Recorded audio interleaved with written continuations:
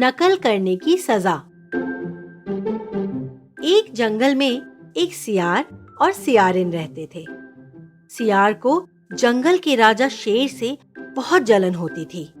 वो खुद जंगल का राजा बनना चाहता था, लेकिन कैसे ये पता नहीं था।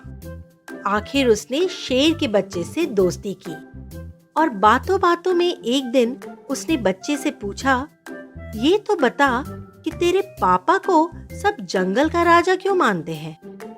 बच्चा शेर ने कहा, क्योंकि जब पापा की आंखें लाल हो जाती हैं, पूंछ तनकर खड़ी हो जाती है, कान सीधे हो जाते हैं और जब वे जोर से गुर्राते हैं तो सब जानवर डर कर उनकी आज्ञा का पालन करते हैं। सियार को जंगल के राजा बनने का राज मिल गया।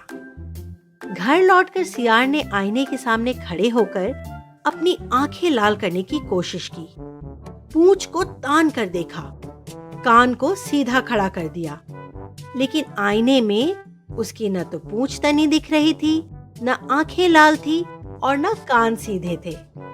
सियार ने सियारिन को बुलाकर पूछा, अरे सियारिन, जरा देख तो मेरी आंखें लाल हैं, पूंछ तन गई, कान सीधे खड़े हैं क्या?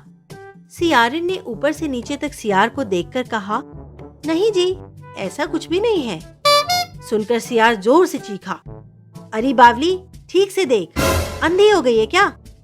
सियारिन ने घबराकर फिर से देखा, लेकिन उसे कुछ भी नजर नहीं आया। तो वो बोली, नहीं जी, सचमुच कुछ भी नहीं दिख रहा है। ये सुनते ही सियार ने गुस्से से सियारिन को घूरा तो डर के मारे सियारिन बोली, हाँ जी, आप ठीक कह रहे हैं, आपकी आंखें लाल हैं, पूंछ तन गई, कान भी खड़े हो गए। ये सुनकर सियार खुशी और घमंड से झूमते हुए शेर की मान तक पहुंच गया और शेर को ललकार कर बोला, ओए शेर, बाहर निकल और देख, जंगल का असली राजा आ गया।